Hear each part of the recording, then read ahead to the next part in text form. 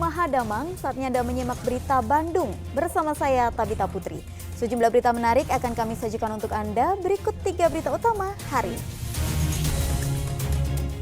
Seorang sopir truk box tewas tertimpa pohon tumbang saat melintas di jalan di Kabupaten Majalengka.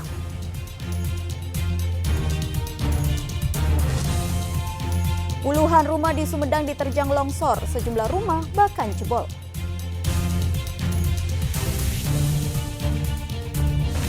Antusiasme pemilih pemula di Ciamis masih rendah. Pihak Dukcapil mendatangi sekolah-sekolah untuk melakukan perekaman KTP.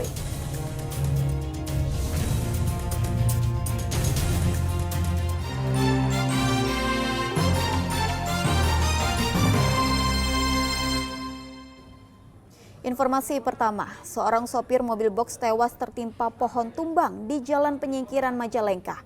Pohon tumbang akibat hujan deras disertai angin kencang.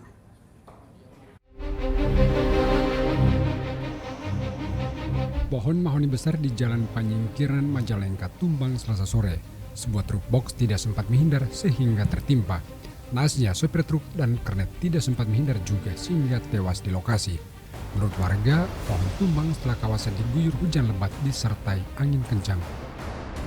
Pohon tumbang itu selagi ada angin lebat, angin puting beliung seperti ada muter-muter gitu, pas ada petir, berbarengan dengan petir, tumbangnya itu langsung kena mobil box.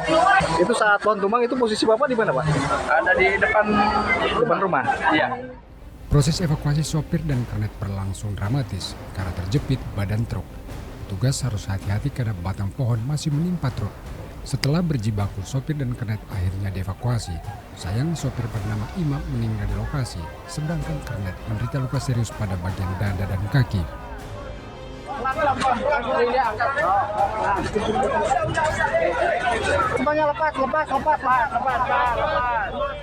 Mobil box pengangkut air yang tertimpa saat melintas dari arah Kadipaten menuju Majalengka.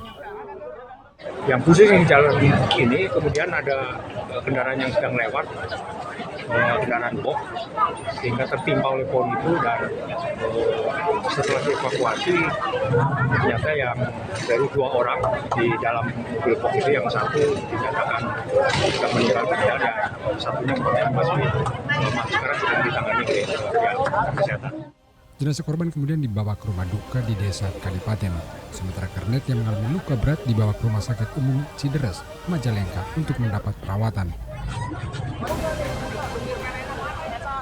Agun Gunawan melaporkan dari Majalengka.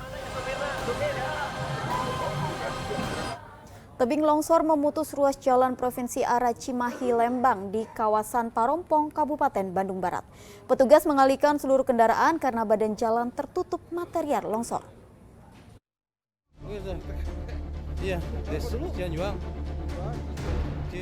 Hujan deras menyebabkan tebing setinggi 15 meter di Jalan Kolonel Masturi di kawasan Parompong, Kabupaten Bandung Barat longsor Selasa sore.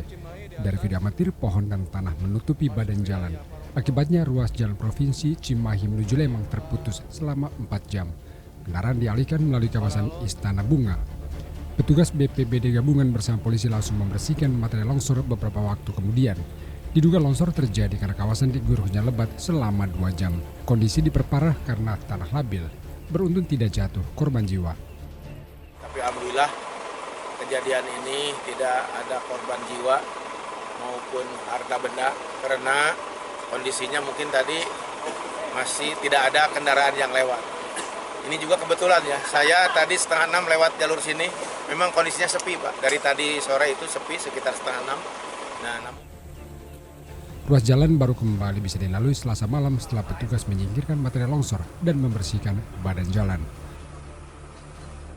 Muhammad Abbas melaporkan dari Kabupaten Bandung Barat. Puluhan rumah di Desa Sukamaju, Sumedang tertimpa longsor. 2 rumah diantaranya dindingnya bahkan jebol. Khawatir longsor susulan, 6 keluarga memilih mengungsi ke masjid.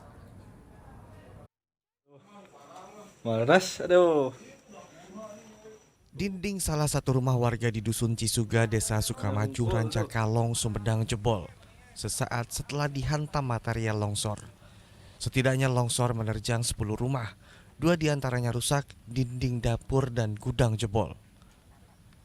Mayoritas rumah yang terdampak longsor mengalami kerusakan pada bagian atap. Longsor terjadi setelah wilayah ini diguyur hujan lebat. Khawatir longsor susulan, warga memilih mengungsi ke masjid. Untung sayangnya nggak lagi di sini, lagi mau mandir aja keluar ke dalam gitu. Dah katanya jangan di rumah gitu. Jadi pas langsung ibunya keluar gitu. Pas ngelihat lagi ke dalam, ini udah tutup hawunya sama tanah dari atas. Tinggal semalam tidur di masjid semalam. Berapa orang di rumah sini? 4 orang di sini. Anak 2, suami sama ibu. Keesokan harinya warga gotong royong memperbaiki atap rumah mereka yang rusak.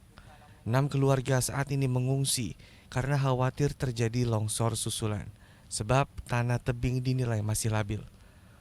Warga membuat saluran air secara manual sebagai bentuk penanganan sementara.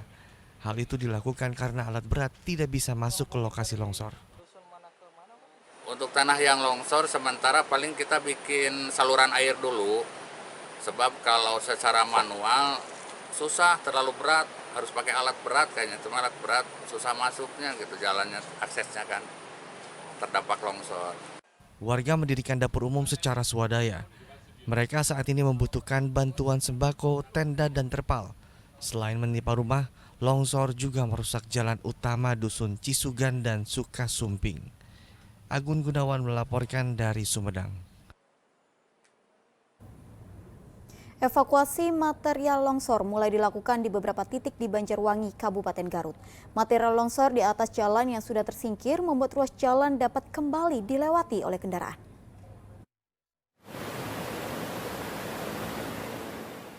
Sedikit demi sedikit material longsor yang menutup badan jalan antar kecamatan Banjarwangi dan Singajaya, Kabupaten Garut mulai disingkirkan. Ada 3 titik longsor di wilayah Banjarwangi yang sudah diselesaikan. Kini ruas jalan kembali normal, dapat dilewati oleh kendaraan secara bergantian.